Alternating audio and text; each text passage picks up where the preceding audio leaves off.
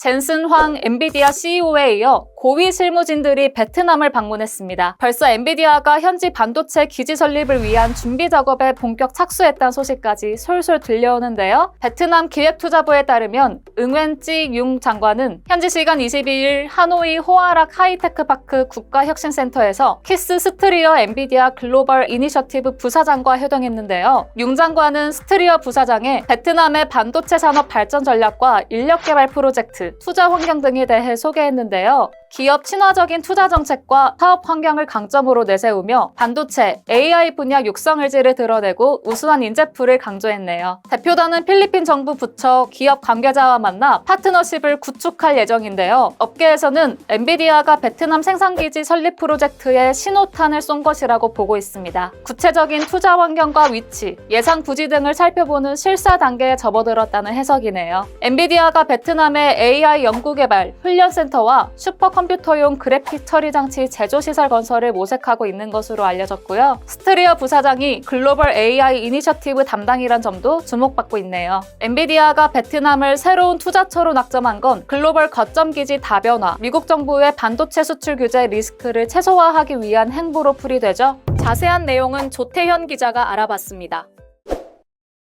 이번 주인공은 미국에 있는 빅테크 가운데에서도 눈에 띄는 성적표를 자랑하는 바로 엔비디아입니다. 지난해 미국 쪽에서는 인공지능 열풍이 불었었죠. 그러다 보니까 이 회사 저 회사 다 AI를 한번 시도를 해보고 있었는데요. 이게 잘 될지 안 될지는 몰라도 일단 사업을 시도를 해보려면은 AI 칩, 인공지능 칩이 필요한 거는 당연한 이야기입니다. 그런데 이 시장에서는 엔비디아가 절대 강자니까요. 이게 엔비디아 주가를 쭉 끌어올린 가장 큰 원동력이 됐었습니다. 인공지능의 미래가 과연 어떻게 될 것인가? 이거는 아직 불확실한 측면이 분명히 남아있긴 합니다. 인공지능이 미래 산업의 핵심이라는 것, 이것 자체는 분명한 사실로 보입니다. 그런데 반도체 칩에 대한 수요는 늘었는데 엔비디아 쪽에서 공급하는 건 제한적일 수밖에 없고요. 사실상 시장을 독점하고 있는 체제다 보니까 불만이 많을 수밖에 없습니다. 그렇기 때문에 여러 곳에서 도전이 시작된 상황이기도 합니다. 이거는 인텔이 발표한 내용을 보면서 설명을 드리도록 할 텐데요. 생성형 AI 시장의 독점 구조를 타개할 선택지로 가우디 3를 발표했다는 내용입니다. 그러니까 엔비디아가 이렇게 독점을 하고 있는 상황에서 이걸 타개할 엔비디아의 칩 못지않은 성능을 가진 칩을 발표를 했다라는 내용입니다. 곧 출시한다는 거예요. 당연히 이렇게 인텔만 나선 건 아니고요. 이름을 들으면 알만한 회사들이 다 엔비디아의 아성에 도전을 하고 있는 상태입니다.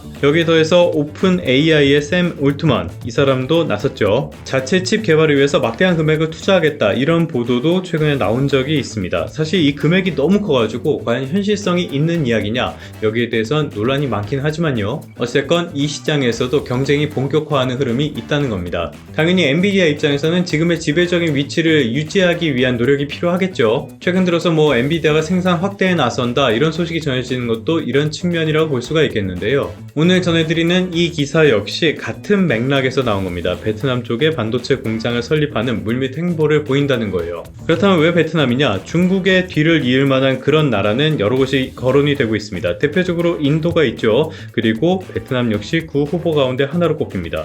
베트남에는 몇 가지 장점이 있어요. 일단은 1억 명에 가까운 인구가 있고요. 그 인구들도 교육열이 워낙 높다 보니까 상당한 인적 자원적인, 질적인 측면에서 충족되는 부분이 있습니다. 원자재 역시 풍족한 편이고요. 코로나19 이후에 이 경제 성장률이 기대만큼 올라오지 않고 있다고 하더라도, 그렇다고 해도 다른 나라들에 비해서는 빠르게 성장하는 것도 사실이기도 하고요. 여기다가 인프라스트럭처도 많이 갖춰져 있고 산업을 육성하고 지원하려는 정부 차원의 의지도 상당히 강한 편입니다. 그러다 보니까 미중 갈등으로 각종 제재를 받아서 중국에서 최첨단 반도체를 생산하는 게 거의 불가능해졌기 때문에 그런 대안으로 베트남 역시 주목을 받고 있는 겁니다. 앞으로도 분명히 AI 시장은 커질 텐데 이런 경쟁 격화가 이 시장 확대를 더욱 부채질할 수 있다, 더욱 빠르게 가는 그런 요인이 될 수 있다는 점이라고 할 수 있겠습니다. 이거는 KB증권 리포트 보면서 설명을 드리도록 하겠는데요. 아무래도 지금은 AI가 나타난 초기 시장이라고 볼 수가 있습니다. 그런데